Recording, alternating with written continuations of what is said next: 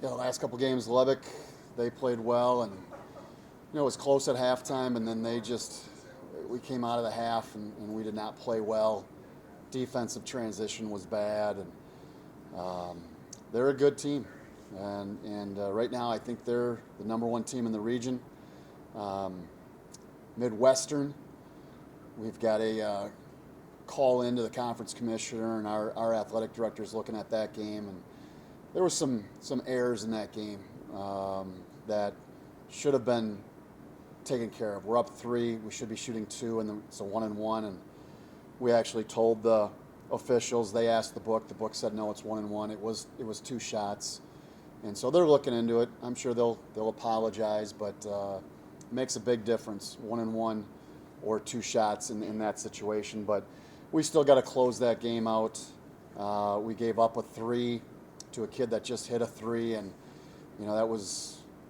those are situations you got to finish games. We've been in a lot of close ones. We were lucky to get St. Mary's and St. Ed's in overtime and double overtime, and you play with fire a little bit too much, you end up getting burned, and we got burned in that Midwestern game. It's unfortunate with the book. Wish they could count to 10.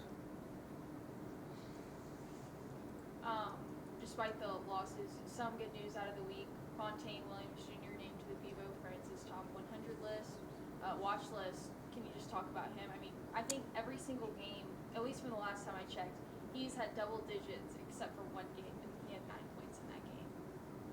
Yeah, I don't really, I'm more focused on wins and losses than stats, because, if you really look at stats, they can really be misleading. The win-loss thing is where, good teams, and that's what we are. At our level, it's about teams. We don't have guys making millions of dollars. We don't have a lot of guys playing pro, even though Ryland Holt is, Quay Grant is, JoJo Murray is, Larry Wise is, Hayden Blankley is still playing professionally. So we've got a few guys still playing, I guess. But, it's a team game. And it's a nice honor for Fontaine to be in the top 100 of the Bevo Francis, but I think that's just based on scoring. We've got some guys. I think Lubbock has some players that are really good. Number 24, I don't know how to say his last name, Petrosic or something, and I apologize to him too. I think he's just awesome. I mean, he runs the court, plays great defense, shoots a high percentage. And then Miller down there is really good. I mean, he's the real deal. And we did a good job on him in the Lubbock game. But no, it's a great honor for Fontaine, and hopefully we can keep winning and he can keep scoring. We kind of talked about it last week, but your season wasn't going to be won or lost this last week. You're still the upper echelon of the Lone Star Conference at 6-3. How do you kind of just set back what's happening and move forward?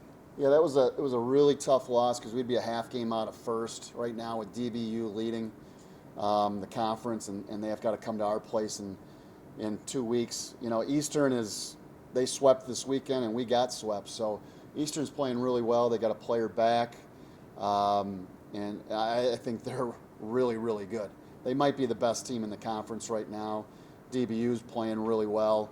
Obviously St. Ed's played well this weekend as well. So, it's just one of those things that any given night, if you're not playing well, you're going to get beat. If you're clicking, you can beat anybody, and that's what we've got to have, that mentality going into Eastern on Thursday, because they will be really tough. We snuck one out over there last year. I know they're going to be ready for us, and they really want it.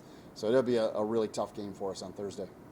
More specifically, I was going to say, only the one game this week. Is that kind of advantage? Do you guys get a little extra time down, especially as much basketball as you guys had to play lately? I think it's a disadvantage, and the reason I'll say that is because Eastern is an hour and a half drive, hour and 40 minutes. That's really close for us.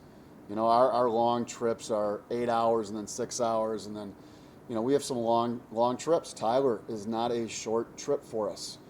We don't go there this year, but it's just we have some longer trips. So I'd actually rather play 2 games when we have those short trips. When we come back, then we have 2 games, Tyler and DBU. Then we go on the road for 2 games, which is never easy, Thursday and Saturday. And then we come back and play Tuesday and Thursday. That Thursday game will be against a team that doesn't play on Tuesday. I think that's going to be really tough. So I'd rather have taken that Thursday game and play them on Saturday, but it just didn't work out that way in the schedule. Next year the schedule will flip, and so we'll maybe have a little bit more of an advantage next year. But I think the schedule is a little bit tougher this year for us. More specifically for Eastern, who is really standing out to you that will be a threat on Thursday night?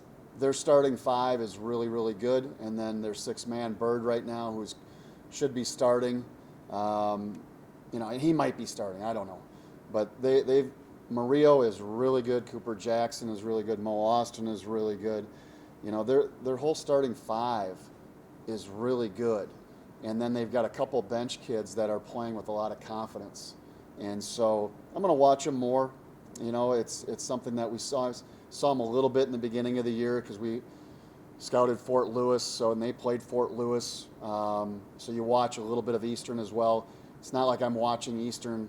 We were getting ready for Lubbock and Midwestern, and then when that doesn't happen, and you try to take a little time off for family, friends, and then you get right back into it. But as a coach, you're always kind of watching the other teams. But Cooper Jackson's really good.